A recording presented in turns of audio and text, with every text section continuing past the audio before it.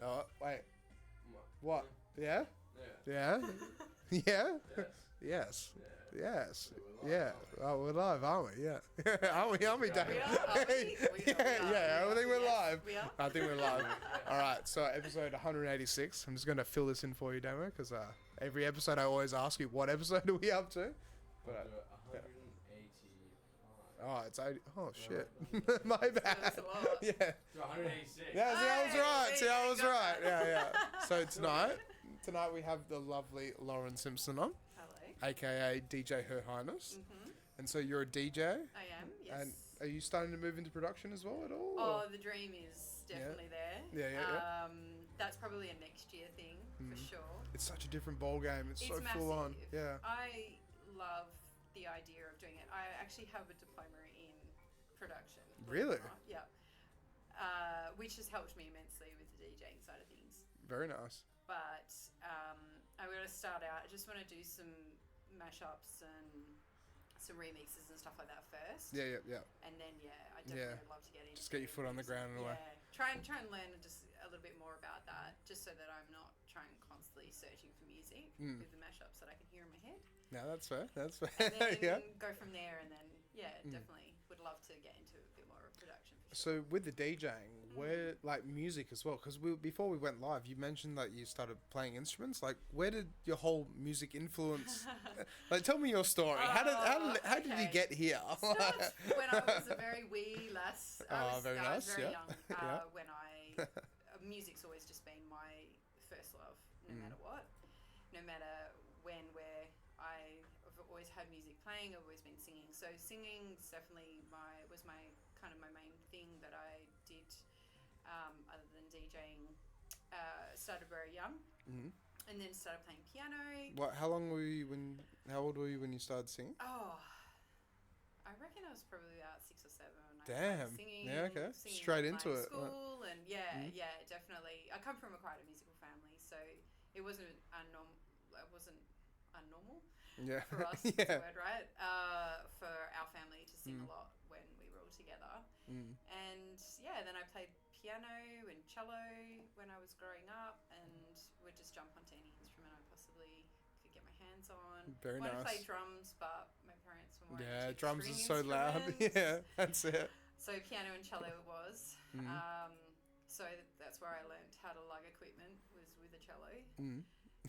Yeah, I can imagine. Like, how much does the cello weigh? God, like, I don't know too much. Yeah, can we have a Google of that demo? Like, what the average weight is? I used to walk home with my cello on my back, and then my big, massive bag. I don't know why these bags were so big in school, but I'd have my bag on my front, the cello on my back, trudging along. Damn, like you must have been very fit. So that was a lot. But through school, and then so I was always singing in all the productions in school, and then went into high school, and just kept going with music there, and so find out.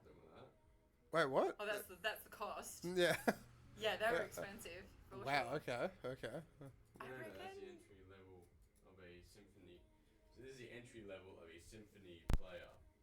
Oh, that's what they earn. Symphony orchestra, yes. Damn, but that's not bad. But how much does a cello weigh though? I definitely didn't get to the level where I was earning money playing cello. Okay, all right, the price, $12, yeah, I remember that. Right, here we So I go. had to take All right, here we go. How much does cello 12 weigh? pounds. 6 kilos. Nah, No. it'd have to be more than that. It felt like a lot more. Well, yeah. I mean, you think 15, I was 20, a little like- kid and I was carrying a 6 kilo. Yeah, it's quite a lot. It was heavy anyway. Yeah. And then in high school, just kept playing music and singing and dancing and performing and anything to do with being on a stage and just kind of being in drama, and just kept that going. And then just the stardom almost, like just. I love performing. And if you come to a set, you'll probably see that come through sometimes. It's very natural for me to be up on the stage doing stuff. So I just carried that through high school, and then I sang in cover bands. So back in the day when the Elephant and Wheelbarrow was still a thing. Yeah. That's Now it's Holy Moly, right? Merch. Yeah. It's not that long ago. I sang cover bands there, which was really fun, and just kind of kept the music going and did production at TAFE. And I was doing a diploma in production, and then the lecturers were like, you are spending too much time in front of the microphone as opposed to behind the microphone, because I wanted to learn how everything worked. Yeah, but then yeah. I kept singing and kept getting in front of that, and then he was like, why don't we swap it out and you do a diploma of music instead of music production. So I kind of have like both diploma in production and music. That's really cool though. Yeah, that's really it was cool. Amazing. Like, I had the best time. Like, that's the thing, like, to be able to have the teacher be able to say, it's like, look, you're always behind the microphone. Yeah. Like, what about actually, like, behind the scenes, Yeah, though? Like, yeah. to point that out and be like, no, there's another aspect. They were the coolest. It was the best time ever, and I made some pretty cool friends through TAFE. And if anyone was ever thinking about doing music in TAFE, I would hands down recommend it. So that was just SAE in the city, or? No, so it was I think it was North Metro. North Metro and Leo, in Legal. Yeah, okay.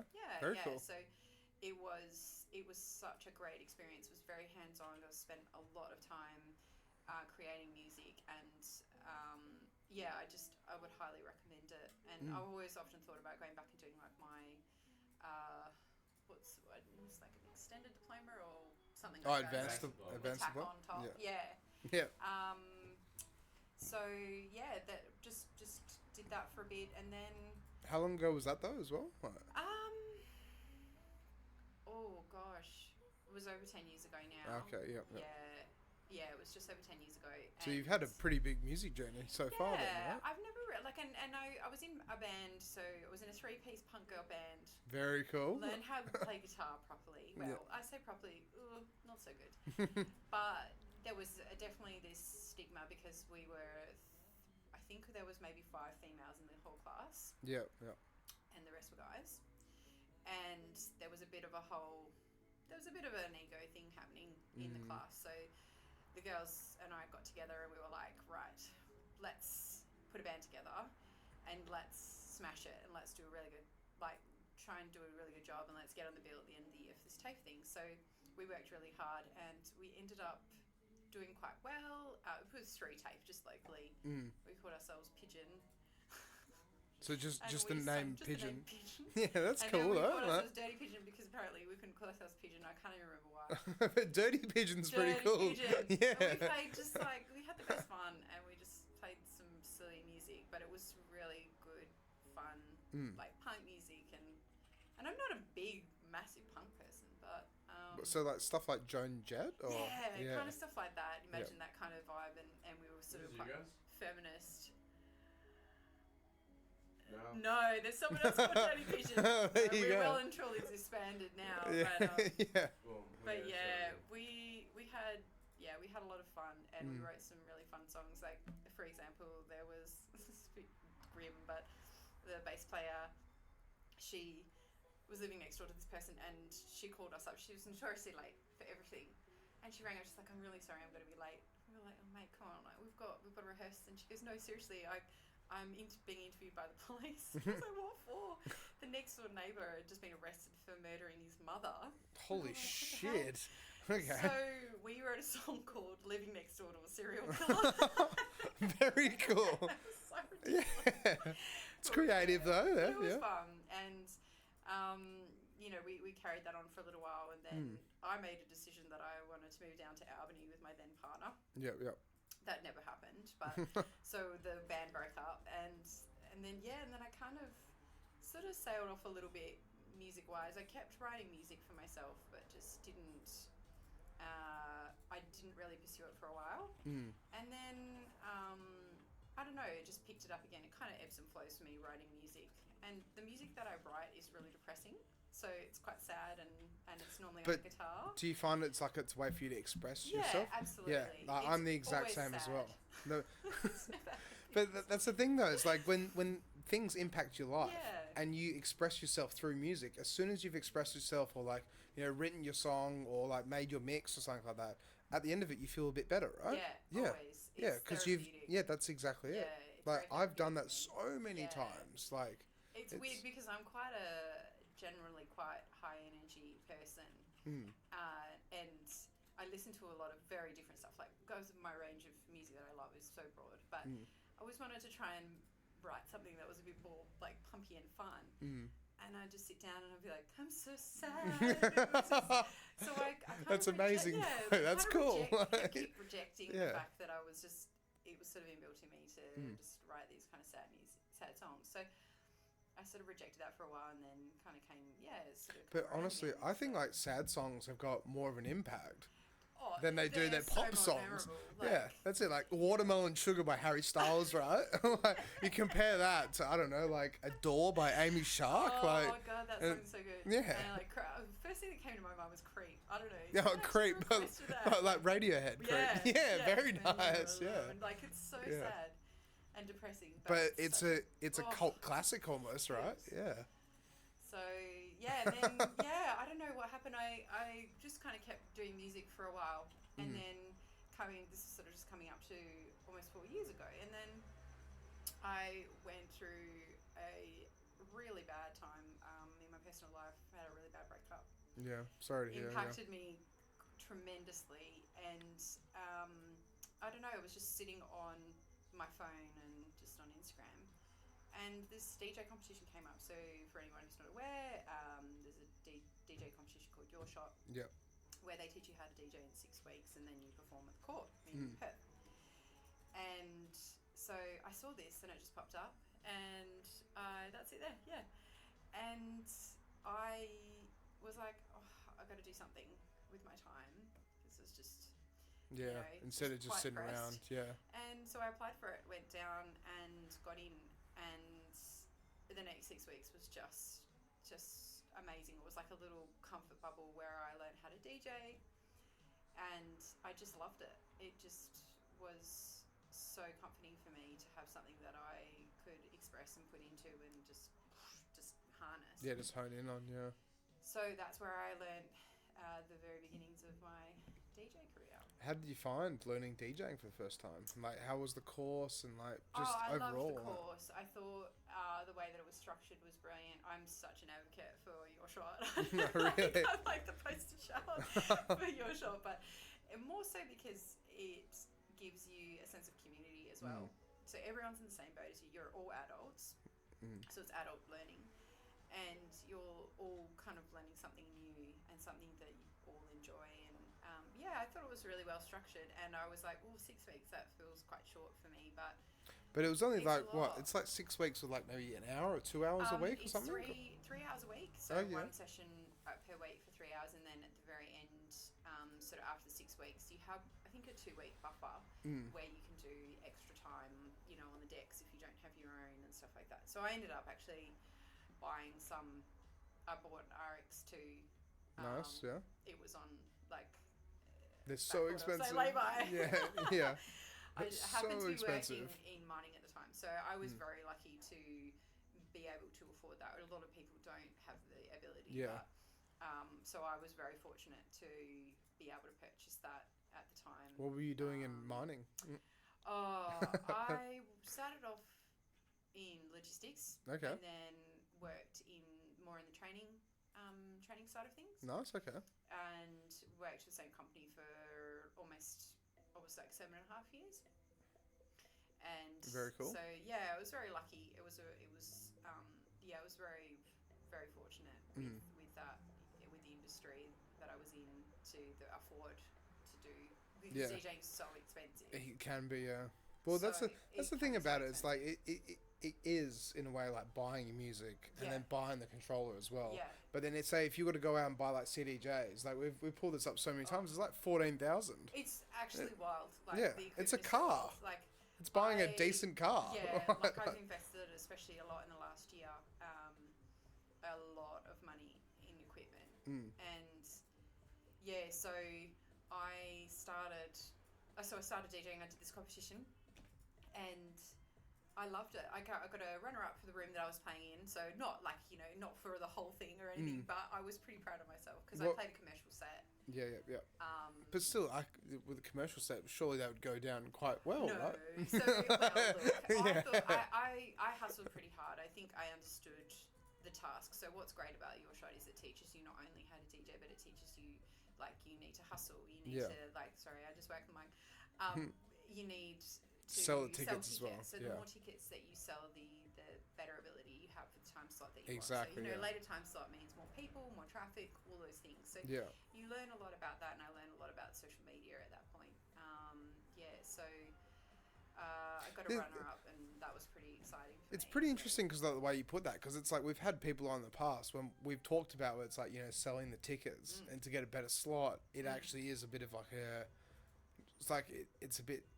it's bad almost in a way, because it's like they've got such a good set or they played really well, but they didn't sell enough tickets.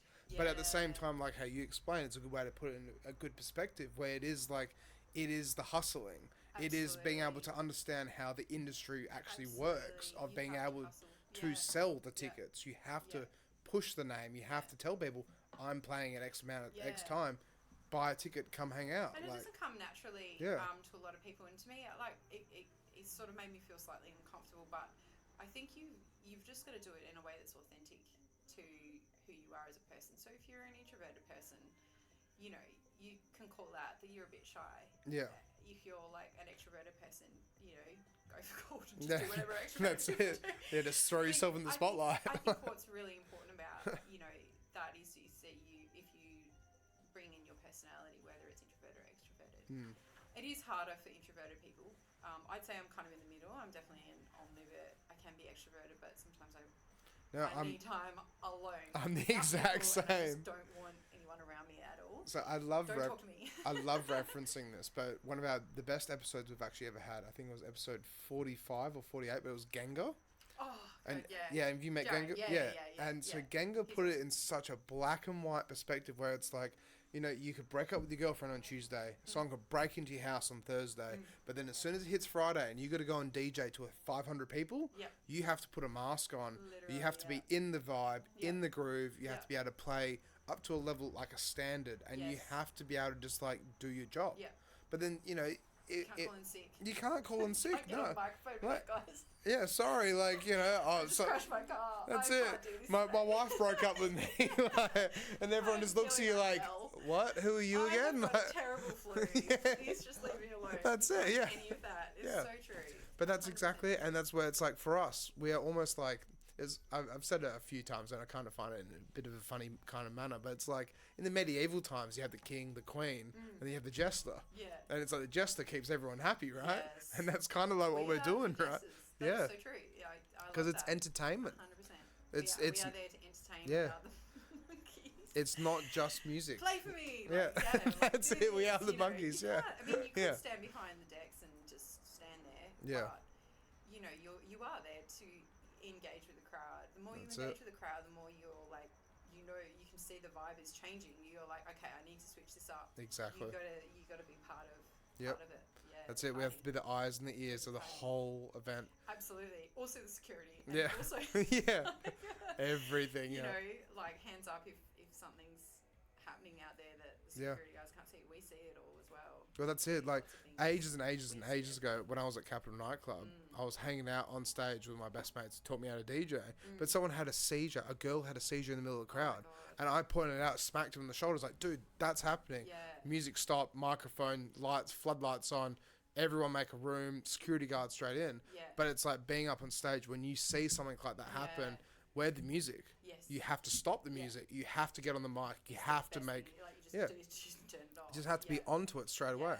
But see, that's where it's like, you've done weddings as well, right? I have, yes. And so like doing weddings, it's like, it's all about the bride.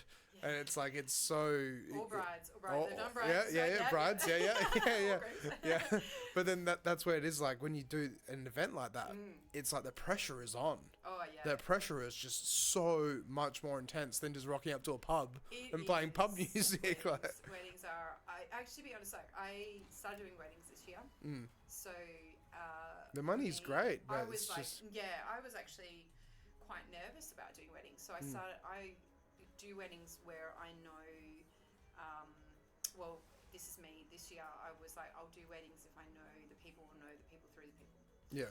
And for some reason, it's kind of more of a safety net where I feel a bit more comfortable to do it, because there is immense pressure. It is like a one-off event for people's lives where they just hold that, and you don't want to go in and do a subpar job. That's it.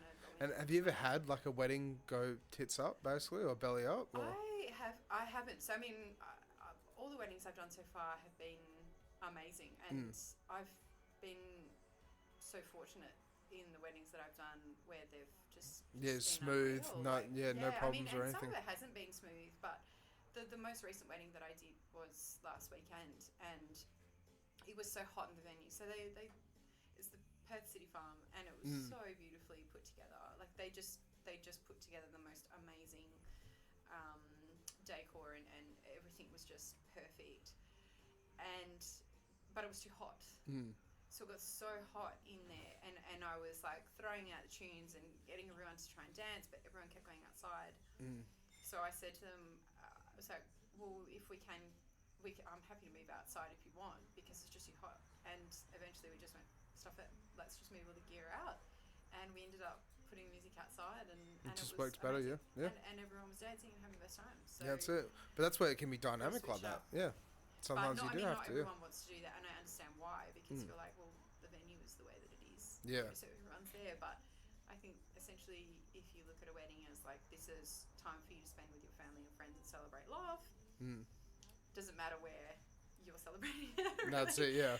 But yeah. As long as that's the thing about it. As long as everyone's having a good time, then it's having a good time. Exactly. But that applies to pubs and bars and everything. Like that's where it is like. Our job, like we were talking about before, is like being jesters. It's like you be a jester for a pub or a bar or a nightclub, but then obviously wedding, you're being a lot more professional. But we provide this atmosphere. Yes. That's the thing about DJing Music as well, is where a lot of people don't realise. Yeah. Oh my goodness. It's so important. I cannot believe how many people last minute have reached out and said, "Oh, I need a DJ for like this December gig." I'm so sorry, I'm booked, and I'm pretty sure everyone else I know. That's it, yeah. As well. Yeah. It's like music gets forgotten, but it's if you go into Audi, there is no music in there. Really? Freaks me out. Really, there's no music in Audi. Go in there, right? Yeah. Maybe they've changed it now. Yeah, okay. I haven't been in Audi in a long time. I noticed straight away. Yeah. Maybe it's because I just noticed straight away, but it just so noticeable to me when there's no Yeah. music. If you go into a shop, No, same thing. But go into a shop and you're looking around for a top, and there's no music. I'll walk out like I can hear everyone, and I'm like, this is weird. It like freaks me out. Music is it's it's almost like sometimes it's so underrated, but it's just so necessary. So necessary because it just provides atmosphere. Yeah. That's the thing about it. And like sometimes music, like we were talking about this last week actually as well, where it's like there's this thing like when I was younger I used to follow it in the way it's called Church of Noise.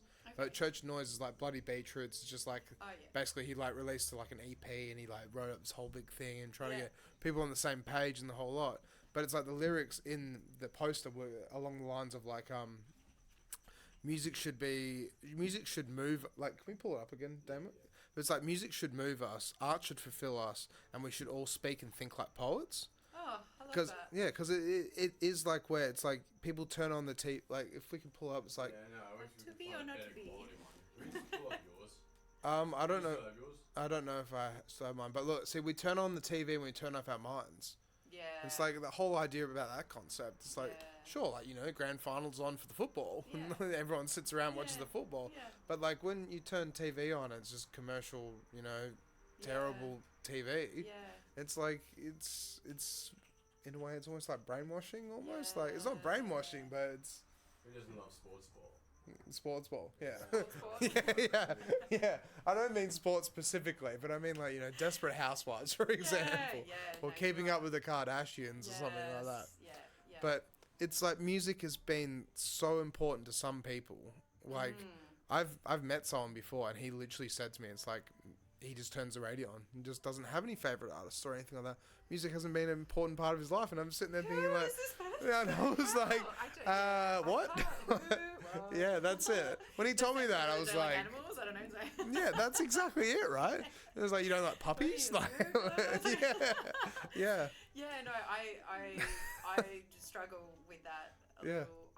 Music's, oh man. It's just so important, I feel so blessed that I have that passion for music. But like jumping back to what we were talking about before, because like, it was like your shot, then we jumped to like weddings in a way. So what was your first gig outside of your shot? Oh, what was it?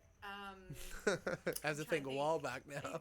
Well, yeah. So it was 4 years ago, which is not. It doesn't seem that long ago, but I feel like the last couple of years has been like a blur. Yeah. It was at the Wreckbite. Very nice. It was actually a really big gig. Really? So it was at the Wreckbite, and it was for a non-Pride event. So it was like not a sponsored Pride event. But it was a Pride event. So it was sort of this weird COVID time, and it was really big. It was actually I think it was almost sold out. Really? Okay. It was one of the people that had reached out to, who's now my friend.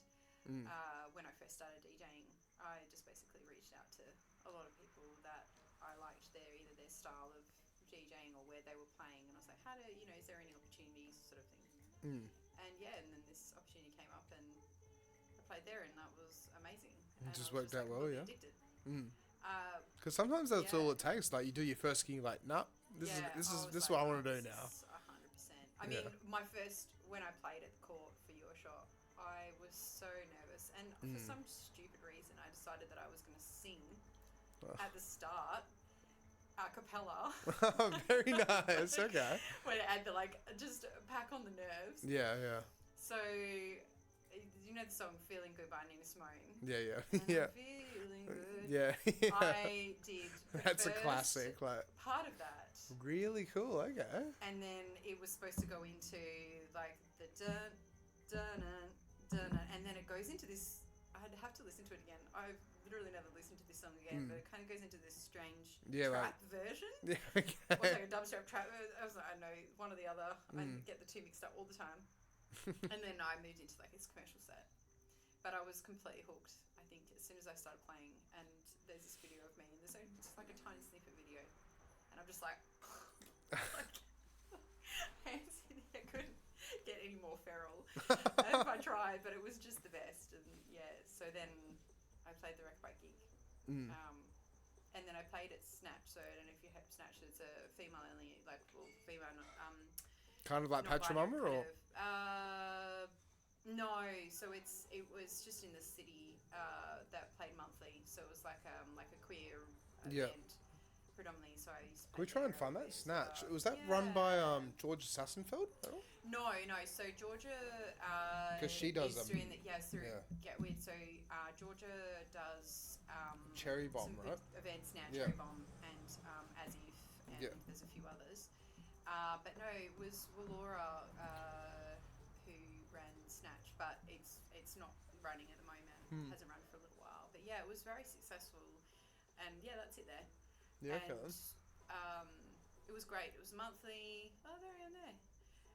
It was a monthly event, and it was predominantly queer DJs. So it was a queer-focused event, and then female DJs and stuff. So it was awesome. So I used to play there, and that was kind of my monthly gig that I had for a little bit. Nice, yeah, very cool. But I was working full time, so I didn't really have a huge amount of opportunities to DJ, and COVID happened as well. Yeah, that's it. During that period. Yeah, just threw everyone into a weird loop. Not in the scene yet, and all of a sudden, just COVID was a thing, and so I didn't DJ for to anyone for a long time, and then I got this opportunity to play at Baxter's do a disco night. Baxter's, is that Baxter's Brewery? Baxter's nightclub. It's not. I don't think it's open anymore. Okay. It's across from. It's in Mount Lawley.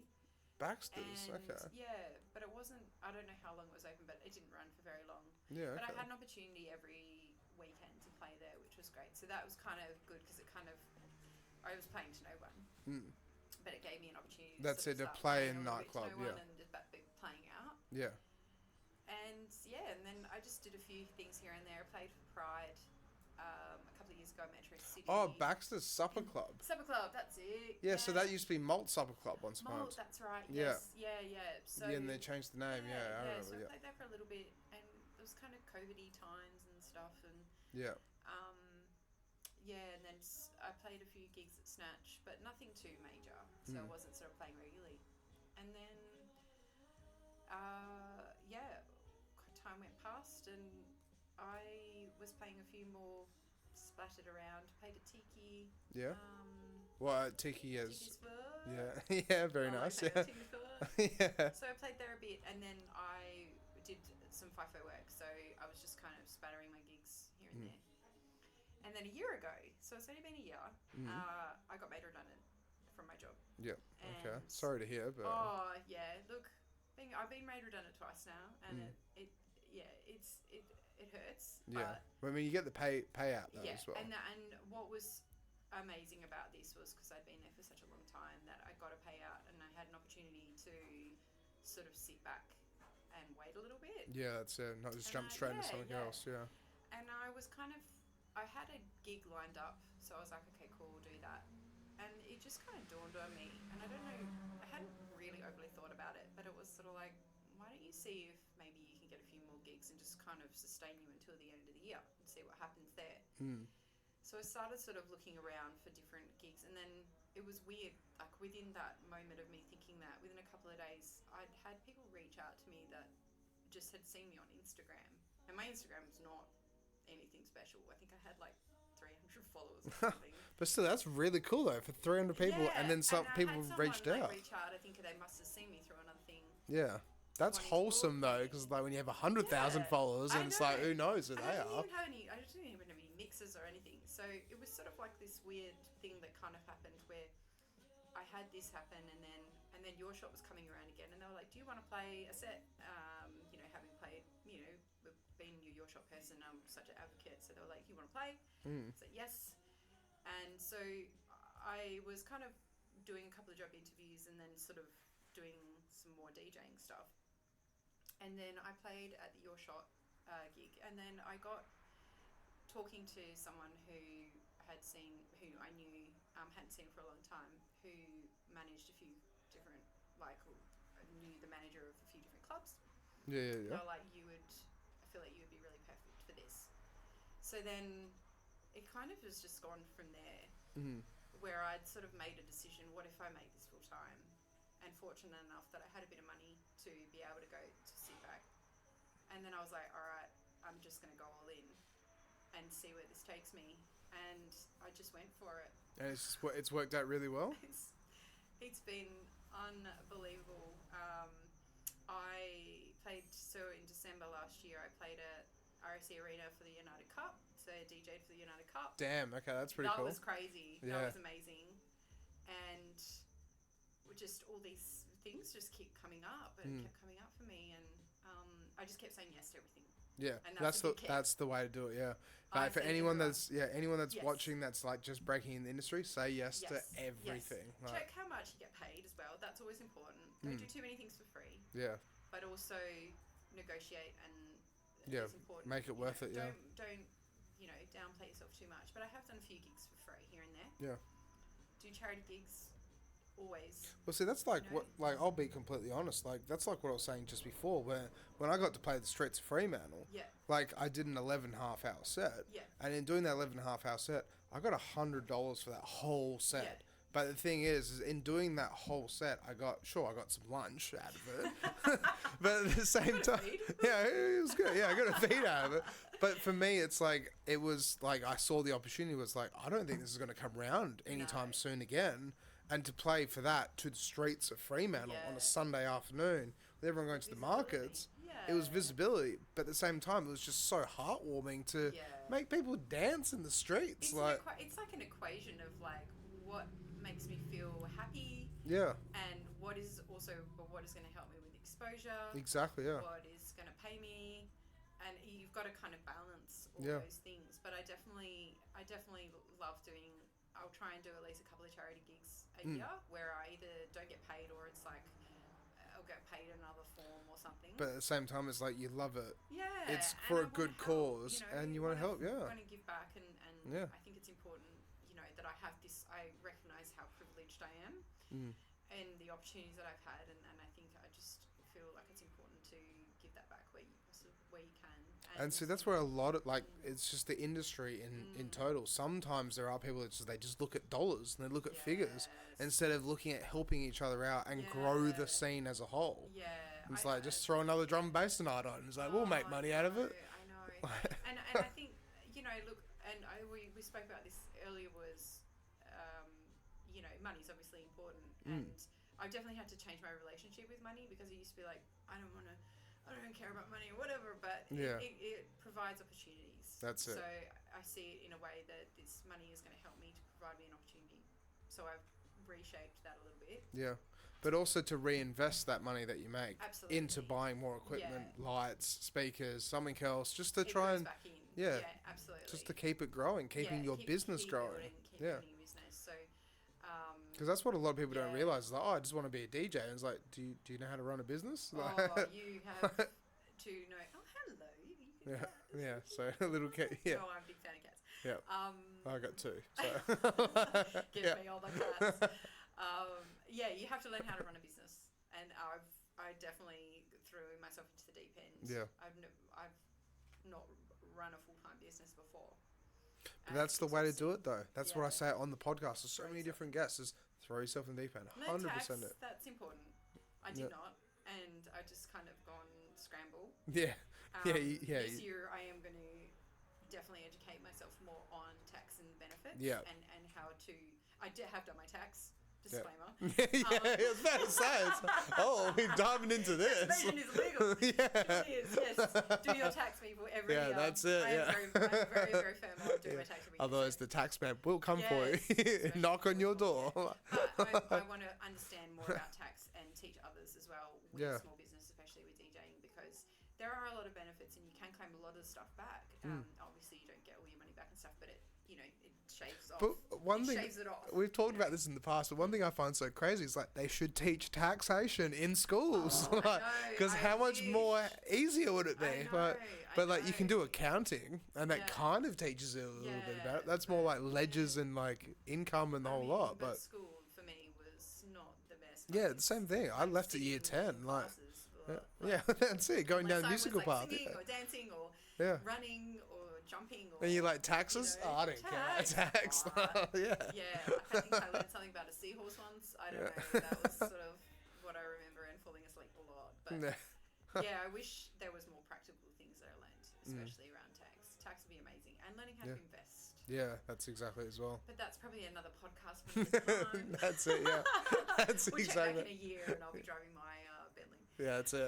But living the high life. Learning about all of that stuff as I go has been pretty crazy. So then, like, because you've been in the industry now for like 4 years, right? Yeah. So how have you found and gone about, like, researching music, finding what people like, and actually trying to, like, connect with the audience with playing tracks? So I think when I first started, I was just kind of playing music I loved, which is a lot of old school R&B. And Very nice. Yeah. I realised that old school R&B was getting too old, and you could only play some songs that people would know. So when I started full time, I started going around to a few different clubs that I knew were going to play kind of commercial, which was probably what I was mostly going to play. I went to the venues where I was going to be booked, and I would just hang around for a couple of hours at different times. Yeah. Just get a feel of it, right? Yeah. Is just get a feel for what people are playing, and yes, some of those songs you can play over and over, like ABBA or YMCA. And the power song, right? Yeah. I will always love you, baby. Whitney.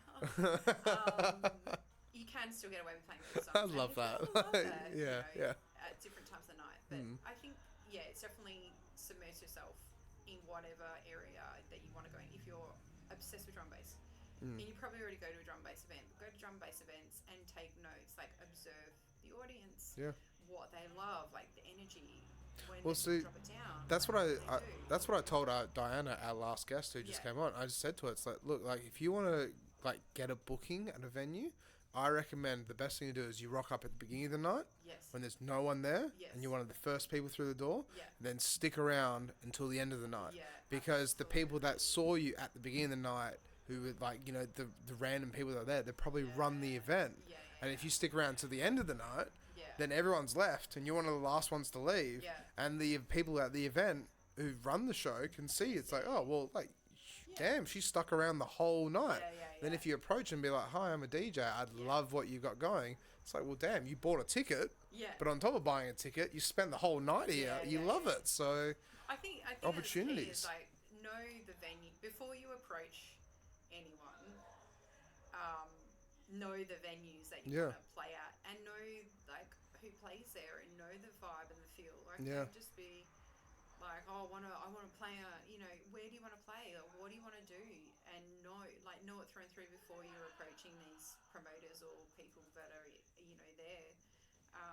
Because they'll be like, the first thing they'll ask, oh yeah, like who do you like here, or like they'll want to know more. That's it, yeah. If you don't know what you're talking about, then. But see, that's the thing about it as well. People think it's like, they can half-ass it and sing, but it's like with music, you got to go all in. Oh, you have to. You have to go all in. And that's people see that. People see the passion, and I genuinely think that that's why I've been booked so much. Is that I am so passionate about it, and I'm so excited about it. Yeah. And I'm not. People see that. I'm not pretending. Yeah. I genuinely love what I'm doing, and I think when you're around people who genuinely love what they're doing, it's something that's. But that's it. People see it. It is infectious, and they definitely see it. Around me. Oh yeah. Okay. No, but more so just when I see it's the DJs truth, though. that are just having the best time. You're like, I want to be around that person. I want to know that person. That's what it. They do, Yeah. It's fun. So what type of what type of tricks of the trade would you say that you bring to your sets to make it more involving and for example, I've talked about this multiple times before, but it's like I'll put a long song on, so I might play like Blue Monday, which goes for 6.5 minutes, right? I'll run down to the bar. I'll get 2 shots of tequila, run back to the DJ booth. So everyone's just like, "Where's the DJ going?" Okay, he's got 2 shots. He's running back to the DJ booth, and then I'll play the tequila song. Oh, I love that. But with playing the tequila song, that way I can go from 130 BPM back down to 75. But at the same time, in playing the tequila song, everyone's like, what the hell's he doing? And then I bang back 2 shots of tequilas, and then they're just looking at me like, damn, he wants to have a party. I want a party. And it brings that energy to the whole venue in a way. Yeah. Do you have any tricks of the trade or anything like that at all? Well, I love dropping. I mean, and it's not something that is surprise, but I love dropping tracks when you've got people really built up, and I love. I mean, a go-to for me is throwing your Dancing Queen after just throwing something really ridiculously heavy, or maybe if I can squeeze a commercial drum and bass track, and then I love dropping Dancing Queen in there if possible, because well, everyone goes off to it. That's the thing. Everyone and I was like, sometimes I get nervous about it, and then I'm like, hang on a minute, no, this is an absolute classic. That's it. But that's what's so crazy with Perth. I love dropping. I love mixing up the BPMs. I have definitely challenged myself a lot more in the last year with not just sticking to something for too long. Yeah. Because people get bored, and I get bored, and so I've learnt a lot of different ways to, swap out tracks and play something that might not go with another, but it works anyway. I love throwing in stuff that has. I love finding remixes that have what I call a Latin feel to it. Okay. I've got a version of Low. So that Latin version of Low. And it's got this look, it's just Latin as you can get with commercial music, but so it's literally swing dancing of Low by Florida. Kind of version of it, and sometimes I'll do that instead because I just feel sometimes people just get sick of those same beats. So sometimes I'll throw in a few of those. I mean, look, I love Shakira, and I love throwing in Shakira tracks because they're just, or people, because they just have something that's slightly different. It's just a little bit, it's very white, it's kind of white bread, but I'll definitely throw that in. But it's the truth though as well, because with Perth, it's almost like we've got this weird bubble where I'd say majority of the DJs play the same selection of 400 tracks or 300 tracks, something like that. But there's so much music out there. I know, and it's hard. But it's hard though because you want to push it and you want to stretch it. And you want to throw in new music. Yeah, but you got to keep the punters happy. You play something that people don't know, and if you play for too long, they just walk off. They're just like, huh? They'd be like, put their phone up, play Taylor Swift. Yeah, that's exactly it. Yeah. Play Taylor Swift. which I always do because Love Story is a banger. Yeah, But or 22. Yeah, or, 22. Or Cruel Summer, or all the other stuff she's releasing. All the psycho. Like, I was talking to my mate about this, like the guy who taught me how to DJ, but apparently in the top 40 at the moment, it's just flooded with Taylor Swift from her new album. Yeah. It's just like, it's and flooded. And then it'll be Beyonce because of the Renaissance. That's it. Cuff it. Like, yeah. But when you look at the lyrics, it makes sense, but it doesn't make sense. I think a really big thing for me is like I just leave my ego. I leave my ego. Yeah, you got to be open. Yeah, that's the way you have to do it. Some people are like, especially commercial, and they're like, "No, I'm not playing this. No, I'm not playing that." I'm like, "Well, why wouldn't you? If you're playing commercial, why would you not play everything that people love?" If you're getting paid to do a job, you got to do the job as best as you can. That's the way I look at it. If I have to play Justin Bieber Baby, like I have to play it. Like, that's the way I look at it. I don't want to play it, but I put my ego on the side. I am a little bit basic, and sometimes I do love Baby. No, I think. Oh, so you're a believer then? No, I'm definitely not a believer. Yeah. But I love anything that's just fun. Yeah. You know? But I do play hard music as well. Like harder music. You know, I'll play drum and bass when I can, like where I can, if I get the opportunity to play drum and bass and harder style and bass house and stuff like that. I couldn't play it every single weekend. I'm not that invested. Yeah. But I do love playing it at times, and I love getting like it just you get into it and everyone. Well, see, I'm the exact same as well. And angry it's like every year, a good mate of mine, he throws like a Halloween party. It's like a techno Halloween party. Yeah, cool. And so with that, he books me. And it's like the only time of the year I get to play like German, French, industrial techno. And like it goes, that's it. And it goes off. And it's so much fun. But it's just like, if I had to do that every weekend, I'd be like, oh, this is going to be too much. I would get seriously bored. I would get over it. And I think that's, you have to know what your strengths are. And I think my strength is just the broadness of my love of music. That's good though. That's really good. It is, but then I don't.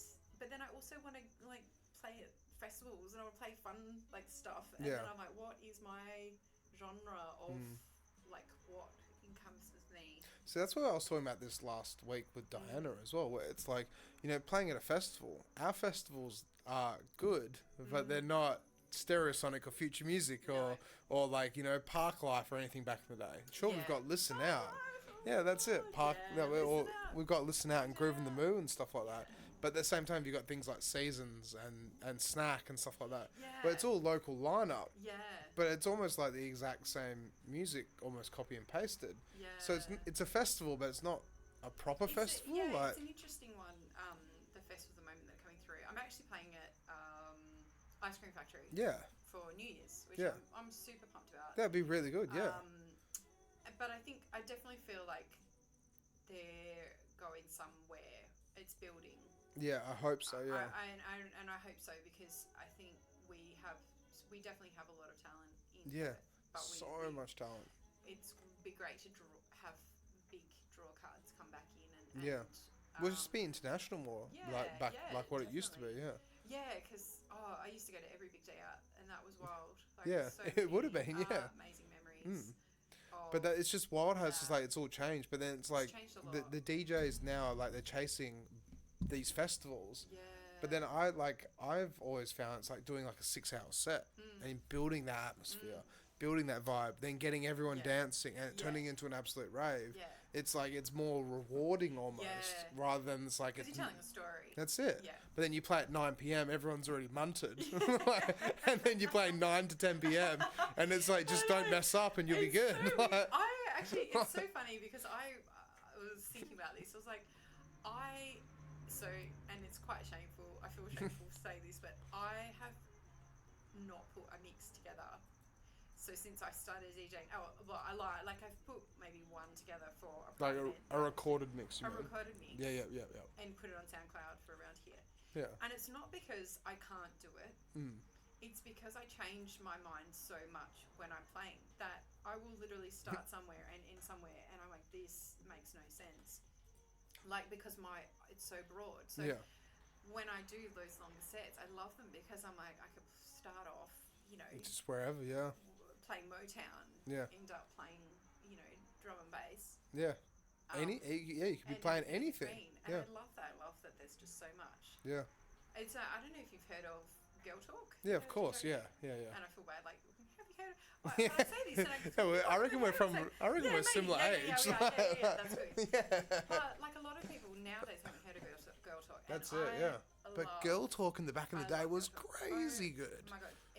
The amount, and that was sort of, I guess, my mind likened to, not that I'm anywhere in the same as him, but what he does in terms of DJing is that he would put so many songs, like the most intense amount of songs into one set, and just mix them up in the most amazing way, and then have everyone on stage, and throwing toilet paper and t-shirts and glitter bombs and really, like, it's just a spectacle then. Spectacle. That's the best way to put it. It was a spectacle. His sets were a spectacle. I've seen him 3 times now. The last time he came to Perth was a few years ago. Yeah. And it was just wild. But see, that's what the crazy thing is as well. It's like the way the music industry is changing around the world, not so much Perth, but it's like it's more moving away from being good at DJing or being good at music to being, you know, to being like a Calvin Harris almost, or a Beyonce. I think DJing's always sort of had that element of popularity, you know, being well liked, and I think it is like that, unfortunately, in the industry, in the music industry as well. There are some incredible musicians and DJs out there who don't get the credit that they deserve, because they're not into promotion. But at the same time, those people I reckon would be the most humble, nicest people as well, because they're not chasing that clout almost. They're just happy in their own lane, being very talented, but then wanting to blow up and the whole lot. But at the same time, just being like on the front of a, you know, camera, being like, this is what I'm doing all the time. Check out my new TikTok. Yes. Oh my god, I just got onto TikTok not that long ago, and I was so I refuse. I absolutely refuse. And I ended up just getting so much good advice, and I was like, oh, this is dangerous, but it's quite funny. I definitely have focused on Instagram. I just saw that it was important. If I was going to run a business, I felt like it was important to... Well, see, that's it. That's like what we were talking about before. It's literally like you have to run your own business. If you want to be a DJ, you want to be a good DJ, you want to be a graphic designer, a marketing manager, a booking agent. You have to be, you know, just everything. And if you want to run it yourself. So, if you, I mean, there are some pretty amazing people out there who sort of run DJs and you know, and they kind of do all the work and then, you know, book you. But I sort of was like, I try to maintain my autonomy as much as possible, and run my own business. But yeah, it is exhausting. But see, that's where it's also interesting as well, because like with Perth, sometimes it's like sometimes, but it is in a way where it's like a few companies do run the function scene or run the wedding scene or run the pub and bar scene. But then when it comes to the nightclubs, it's like they always go through different booking agencies, like every year or 2 years or something like that. But it's being able to be connected, to be able to be on top of it, to know the right people. That's the biggest thing. Like, be good. Be humble, be nice, be lovely. Person, that's it. I think you can definitely, Perth is a very small scene, so. But it's only getting bigger. That's the thing about it. So I reckon in like 10 years. There's a lot of DJs coming through. Yeah. It's good. Yeah, that's it. It's I good. think it's great. More the better. Like, let's challenge each other. Let's not all just, you know. I think it makes the DJs who've been around a while uncomfortable. Yeah. But I think that's a good thing. No, it is. Get better at your job. That's exactly it. Keep updating. Keep being on your toes. Songs and like maybe refresh and not take it for granted. That's it. Like people are hungry who want the gigs. Yeah. Let's make each other better. But that's where it's just so wild as well, because it's like we were talking about this last week, where it's like there's like maybe 9 nightclubs, 11 nightclubs, and it's like, how do you fit 1,000 DJs into 11 nightclubs? Like, it's like everyone gets to go once a year. Like, you every 365 but that's where it does showcase the people that it's like they are putting the dedication, the time into it. Because I do find that it's like a lot of DJs these days are just doing it for clout. They are doing it because like, oh, you know, I was the popular kid at school and now I'm a DJ. It's like, it's music. It really doesn't like, work that way. And the thing is that, well, I mean, I would like to think that eventually those kind of people kind of get, like, they either lose interest or they get caught out. Sometimes no. Yeah. But for the most part, I think we do have a lot of really good DJs in Perth. Exactly. Yeah. And I just think It's just a growing family. Yeah. you just got to keep just keep pushing and keep challenging yourself. Like I never rest too long on sort of the things that I'm doing. I try to keep pushing it. So I've actually bought some vinyl decks. Very or, nice. like scratch decks. What, Technic 2000? Technic 1200s? Yeah, or? well, like the second hand. Yeah, and yeah. I got a mixer in the Black Friday sales. Nice, So very I'm so nice. excited. Yeah, yeah. That's on the way. Digital vinyl or original Digital vinyl? vinyl. Yeah, digital. Yeah, because so I was about to say, like, you're going to spend a whoa, lot of okay, money. whoa, Yeah, yeah. No. All right, money bags. Yeah. No, digital vinyl, so I can like actually play music Yep. instead of buying every single record. Yeah.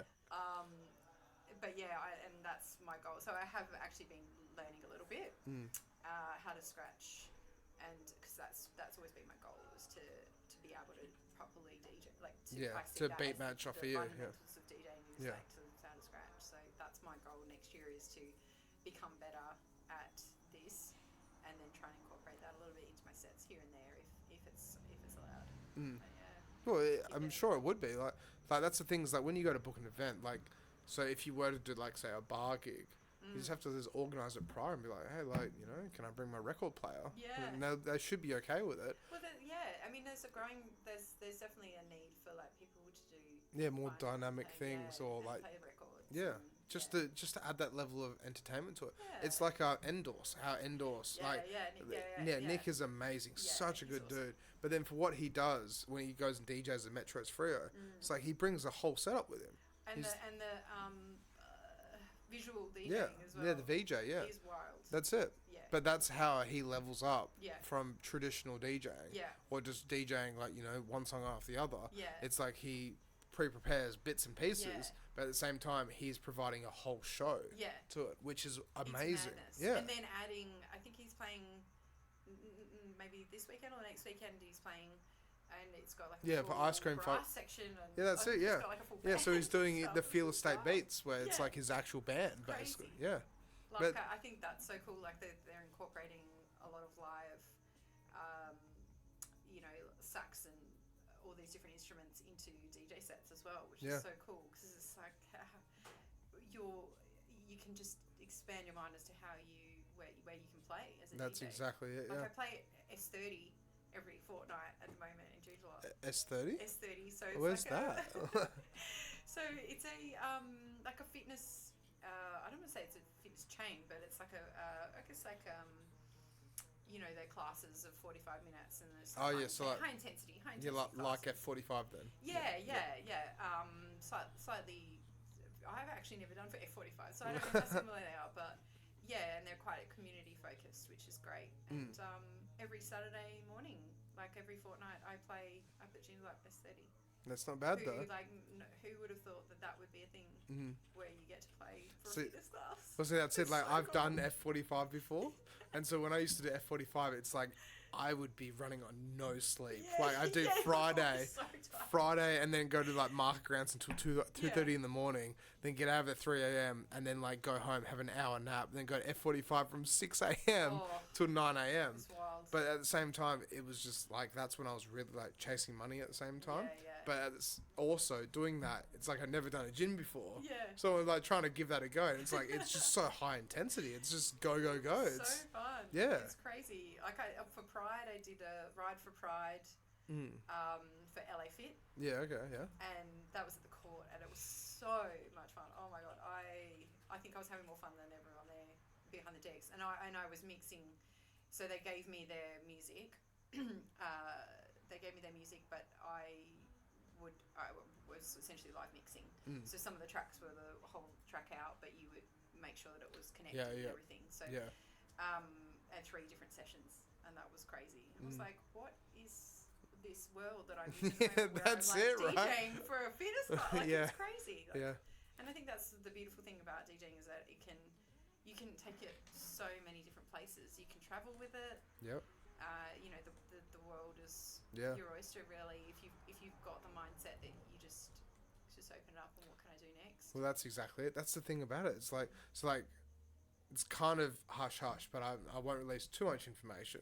But it's like there's a guy who I know in Perth, and he's met this dude at a tunnel rave in Vietnam, and so this dude that he met, he's playing like Bergheim and all sorts of stuff. But he's like, oh no, I love Perth. I want to come to Perth. And it's like, wait, what? Like, and it's, so good. Yeah, it's just like meeting this guy. I was like, yeah, I've got a thumb drive. I can DJ off CDJs. And he's just like, oh, I'm coming to Perth on these dates. And, okay, like, let's sort you out. Yeah, let's sort you out and let's hang out and have fun. Good. But it's some random dude from Vietnam I've never met before. But at the same time with that, it's like he's just coming to Perth. And this is the thing, like it, I think you just you can take it anywhere. It takes you into the most random, amazing places. Exactly. Like you could I could go to Vietnam with a thumb drive and be like, hey, I'm a DJ, and they'd be like, you're Australian? You're from Perth? Yeah, sure, jump on. Like, every DJ's just got that like backup USB. So there's like a meme. I think it's like a meme or something that I saw. It's old, and it's like every DJ what they think is going to happen when the music shuts down on they're like, is anyone a DJ here? And they're like, I am. Yeah, and they run that's up it. to the deck. Yeah. But That's it. It's like a crowd of 50 people, like 30 people hold their hands up. Like, you just don't know who you're going to meet along the way that's gonna, or who's going to listen to you. And I think that's the biggest thing for me has been people have heard me and come up and booked me, and then someone's spoken to them, and then they've reached out to me, and it's actually been a lot of word of mouth with my stuff. I'm not having a mix out, which is next year's goals is to have more of those. But word of mouth. Yeah. And but that's it. Person. That's exactly it. That's like, that's it. Like it's funny to talk about that, but it is the truth though. It's like the number one thing with business is like you want a good review, right? It is. It's just small business, and really. It's a small business, but then just being a nice person, having fun, interacting, contacting, doing the right thing, emailing, calling, whatever it is. Don't be shit. Yeah, that's it. It is. It really is just small business. Yeah. It is. It's running a business. You would do that anyway. Apply those same rules. Yeah, and it's just running a business, fitting in with everyone else. And not trying to, as you said, like undercut or like competition or anything like that. Just be a part of the scene and have fun, and hang out, and have a good time. Yeah. Because some people will make these small businesses, but then, like we were talking about before, they'll fade out. But some people will stick by their guns and like stick it through. But the nice ones are the ones that stick around, I reckon. Yeah. Because people see the fakeness, people see the crap, and then you just look at them and go. Because they're like, who is this person? I want this person. Yeah, representing my brand. Or my gig that I'm putting together. Yeah, absolutely. That's it. No, I agree. So then, with like your business, did you do any courses or anything like that at all? No. Like, just straight in winged it. Straight in winged it. That's awesome though. Look, I think I learned a lot from mining. So there are a lot of parallels in the weirdest way in the mining industry. Mining industry is very male based, male related. Yeah, nothing wrong with dudes. But DJing is very male heavy. Yeah, and it's getting is. better, but it is a very male based industry. So well, see, that's where it's like for us with Soon, the group Soon that I'm a part of. It's like we are literally on every lineup doing 50-50. Yeah, because that's the way to do it. And I think it needs to be challenged a lot. Look, I have been booked before, and they've gone, we just need another female, and I'm like, it's like my ego's just like, yeah, that's, But at the same time, I'm like, okay, cool. Well, a gig's a gig. Let's change this. Yeah. I'll go in there and I'll do a good job, and then maybe that might change the narrative and the language a little bit around. We just need females. I'm so glad and grateful for people who book women, and whether it is like we need women, go out and do your research and get good females, or female non-binary. Yeah.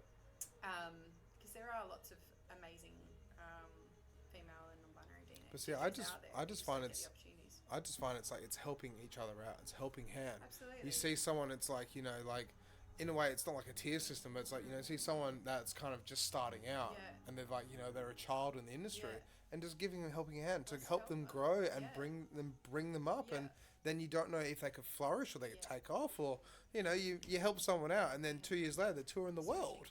Yeah. And you're like, oh, I knew that person. Like, if we always have, the same DJs and, all male DJs, if we have all the same DJs playing every event and everything, like there's no diversity in music, there's no diversity of thought. It's about just creating a broader, a broader spectrum of things. I played once and someone came up and said, that's the most feminine set.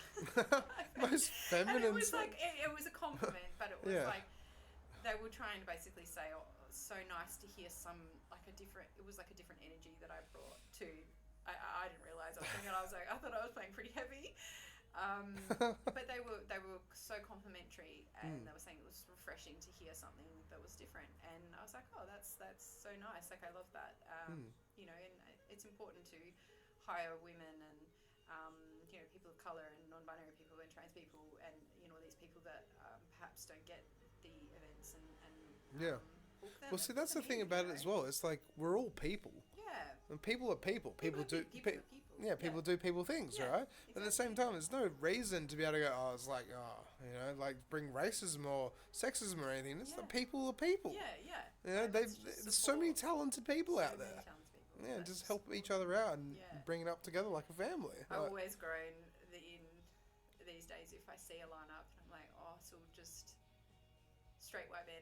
I'm like, come on, guys, like, come on, just let's put a little bit more thought into when we book stuff, and that's it's a bit more fun, and then we have more people because women are representing almost 50% of the community. So that's bring exactly. some more women into it. It'll be good. But see, I think in the next couple of years, it's going to change drastically. I think so too. And I have a very good feeling about it. And I feel like a lot of the people that I've spoken to are really, really trying to align themselves with that and supportive of booking different people as opposed to the same.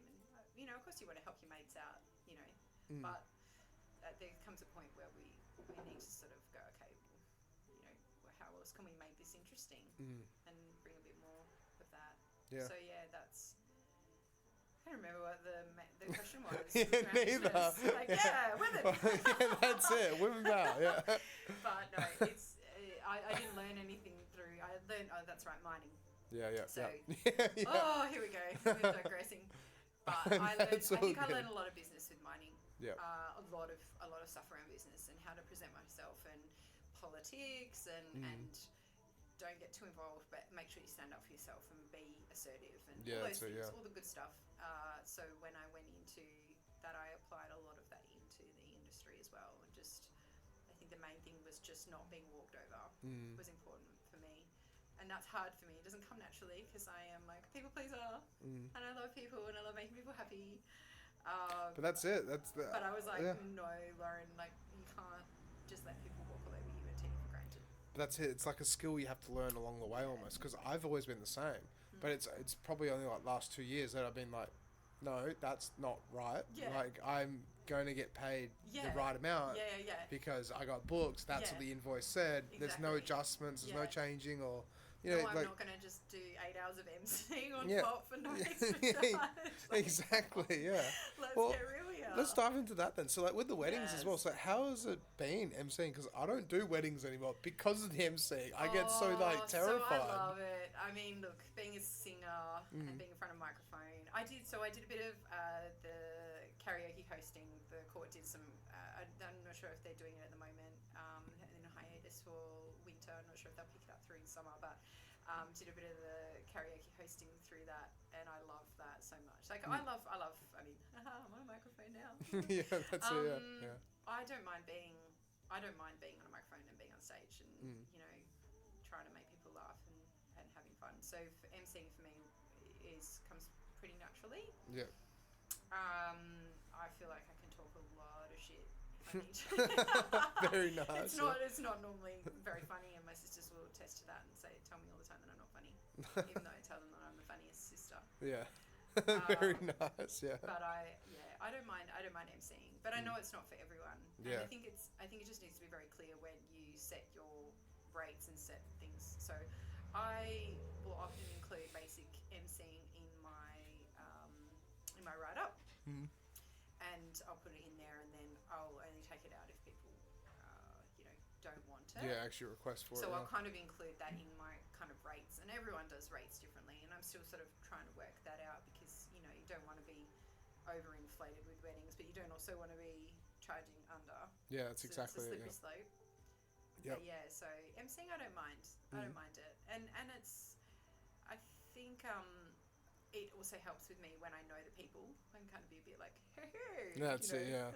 Well, that's what I used to say as well. Like formal and. Like when it comes to weddings, like when I did your wedding, it's like I didn't do much emceeing for that, did I? No. Yeah, we had your cousin or something like that, right? You know, you couldn't know. Yeah. We had MCs there. Yeah, that's it. Yeah. Yeah. But that's it. It's like doing that wedding. Yeah. It's like I'm just like, oh, no emceeing, no, nothing like that. Yeah. But it's like unless you know the people, then it's like to MC just to a bunch of random people you never met before. Yeah. It's terrifying. It's a lot. Like and I think you just need to be so clear with how much talking do they want you to do. I find it challenging because you're DJing. Yeah. You're mixing. And you're trying to make people dance.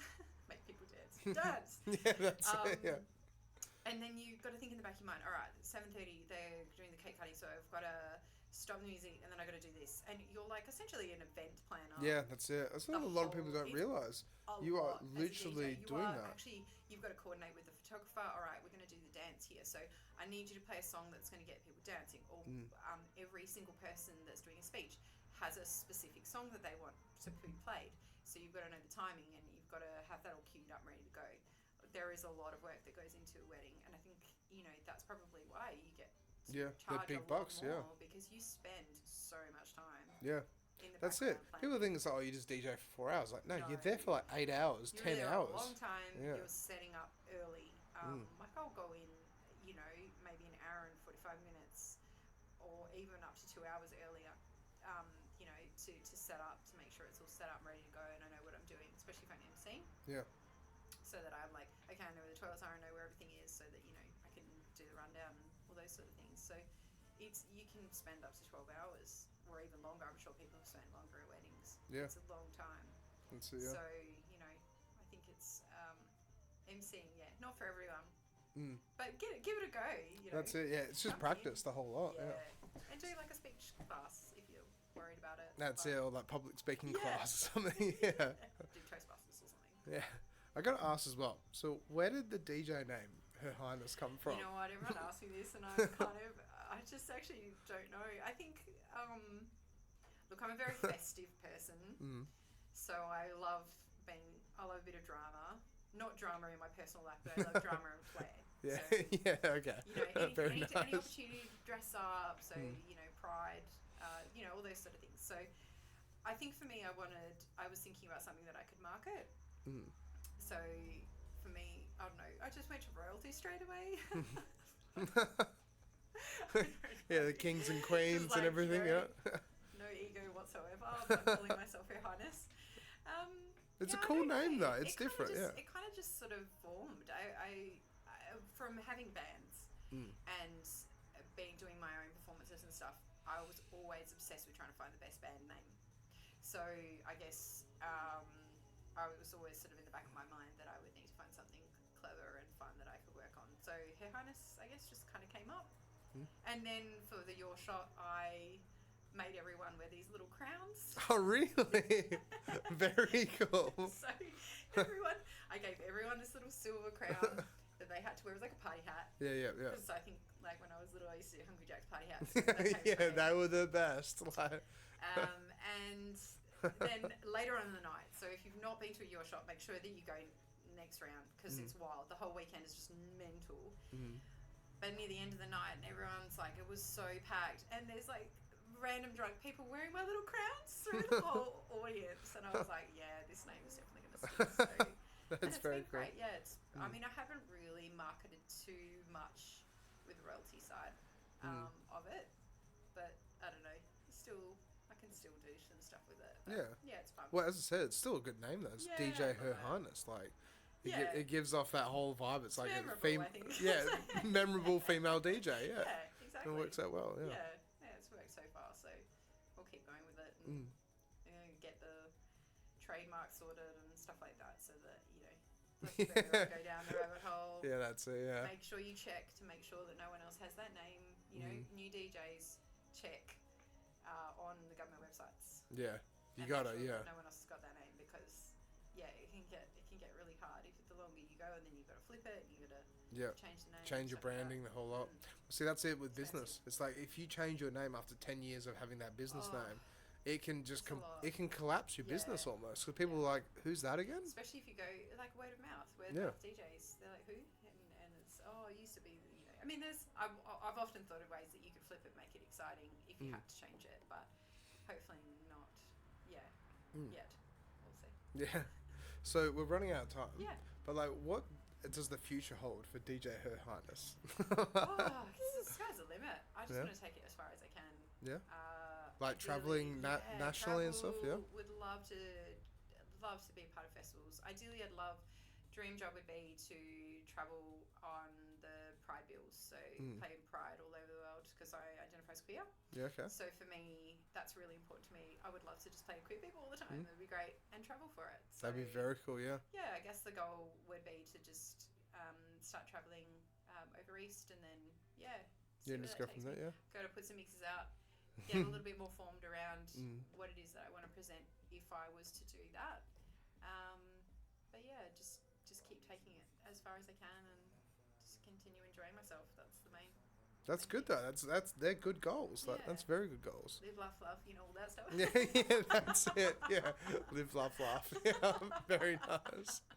But yeah, just keep enjoying myself. Yeah. And the minute that I'm not, then Do we have any comments at all, David? Or? Yeah, we got a couple. Oh, here we go. Sally Fair with great stuff, Lauren Simpson, and Mike Miller Conley, Hag Meow, you rock. And Jody and Joni Ginola, so good, Loz, well done. Oh, that's sweet. That's nice. That's nice. Yeah. Cute. Yeah, very very cool. Yeah. Nice. See, that's it. Like, you got fans that support you, right? I have great friends and family. They're very supportive, and I think they see the genuineness of what I want to achieve. So I'm very lucky in that sense. I've got lots of. Because that's the thing as well. It's like 10 years ago, you tell, I'm gonna be a DJ, and people are like, you're gonna be a DJ? Yeah, that's it. Yeah, thumbs up. But now it's like, you can actually do it. An aspiring career. Yeah. And you just have to work. Yeah. Hard. Work very hard. Work lots of hours, long hours. So you do jeopardize a lot of time hanging out with people, unfortunately. But they understand. You just have to try and see them when you can. Yeah, it's it. And it's just the balance. It's like what we were talking about before as well. It's like being introvert, but also being an extrovert. Yeah. It's like actually having time where you can, sit inside, light a candle, listen to music, and just relax. Yeah, that's it. Meditate. Yeah. And then you go out on a Friday night and Saturday night and get your ears beaten to death from loud music. Yeah, earplugs. Yep. Wear them. Yep. Yeah, that's it. Yeah. But that's it. And then, as soon as it hits Monday, you're like recovering. Yeah, admin day. Monday's admin day. And socials. Yeah. So it's not really that relaxing, but it's a bit more than. But that's where it is so hard because if someone has a full-time job during the week and then they go out on the weekends. I don't know how. Yeah, and balance both. And you're literally working 7 days a week, basically, yeah. Yeah, because the admin side is a lot. And then if you want to refresh your music or get some new tunes, that takes time too. Takes hours. It's a lot. It's like what I was telling you before. Like I spent 3 hours and I didn't get through all of it. But I've got a bit of a playlist together for this new gig that I've got coming up. Yes. Can't release it yet. Haven't got it yet. I'm excited to hear more about it. You have to let me know how it goes. Yeah, it should be very, very cool, hopefully. Yeah, it'd be very interesting, I'll just be that guy in the corner. We're being all loose at the moment, but that's it, just playing some music, some cool girls. Yeah. Wink, wink, nudge, nudge. I love that I'm winking on a podcast. Lauren winked as she looks there. Can we pull up your socials? And also, do you have any upcoming gigs we can promote or help out at all? Oh, look, I think I'm just trying to think what I've got going on. So with this week, it's a lot at the moment. It's a lot of events. Yeah, because it's the silly season as well, right? Yeah, so I'm very busy with the event side of things. I'm pretty excited about Ice Cream Factory for New Year's. To be honest, I've seen that kind of been going for a few years now, so I'm pretty pumped. I'm playing Silent Disco. Yeah. Well, the thing is, we playing to like thousands of people, Oh my god, basically. I love summer discos. So yeah, but yeah, I mean, at this stage, it's really just playing some events, some pretty cool, fun like parties and events. And I don't have anything that's probably, I guess. Oh, that's my partner, Laura. Very yeah, cute. like Yeah. a lot of smiles, a lot of fun. Mm. I think. Just yeah, it's a lot of pink as well. Yeah. And I loved pink before Barbie too, by the way. Oh, is and that everyone right? was like, "Oh, I see you," and I was no. No, I've always been a pink girl. Yeah, pink advocate. Yep. Yeah, yeah. It was No, so very much nice. fun. Just try to keep the socials as fun as possible, I think. Mm. But yeah, that's me. No, very nice. Yeah, Mm. very very nice. Yeah. And so you just got Ice Cream Factory coming up, other than the Yeah, functions. like other than and, like my sort of usuals. Yeah. And some private events and functions and stuff. Yep. And then also playing again at the RSC Arena for United Cup. Oh, very cool. So that's over 7 days. I'll be playing there inside the arena, which is pretty exciting. So Yeah, that's I'm very pretty cool. pumped about that. I mean, haven't actually posted that yet. So that's For the really RSC fun. Arena, it's a big place. It's massive. Yeah. It's huge. Yeah. So it's great, and Australia is playing in Perth as well, which is cool. So this year should be a pretty big vibe for if you enjoy tennis. Yeah. I learned a lot more about tennis than I did before last year when I played. So That's this year it. I'll be a complete pro, and I'll know all the things. But yeah, it's good. It's good fun. Yeah, it's very cool. Mm. All right, well, should we wrap it up? Yeah. Let's Yeah, that's all right. Thank you so much for coming on, though. Thanks so much for having me. Yeah, you've had fun, right? I have. Yeah, 100%. good. Yeah, Yeah, so, no, it's yeah, been I'm great. glad you had It's fun. been great, and I got some cat pats too. Yeah, so, that's it. Yep. Yeah. So, by the way, that was Sassy the Sasquatch. Oh, I love that. Yep. And then I've also got Tilly inside hiding somewhere. Amazing. Yeah. Yeah. So they're both I would rescues. be hardy too. Yeah. Yeah. And then so next week we have coming on the podcast. We have Hayden Fraser. Nice. So Hayden Fraser is a local DJ who's been playing at places like, I'm pretty sure like Caballeto's and stuff like that. Okay. Yeah. And also quite a few of the bigger events as well, like Ice Cream Factory as well. Amazing. And also, I think he's playing for us for soon coming up as well. So good. Awesome. Yeah. Well, we'll talk about that after as well. Yeah. Yes. Yeah. Let's do it. Yeah.